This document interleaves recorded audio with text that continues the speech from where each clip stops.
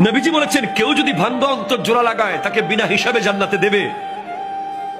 তাহলে কেউ যদি জোড়া অন্তর ভেঙে দেয় সে তো বিনা হিসাবে জাহান্নামে যাবে।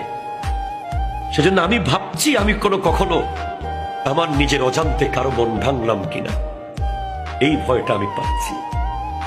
আজকে আমরা একটা সিএনজি ওয়ালাকে ঠাস করে থাপ্পড় মেরে দিই, এটা রিক্সাওয়ালার পট করে কলার ধরে ফেলি, এটা এতিমকে রাস্তাঘাটে ধরে ইনসাল্ট করি, একটা গরিব মানুষকে চেয়ার থেকে নামিয়ে দিই,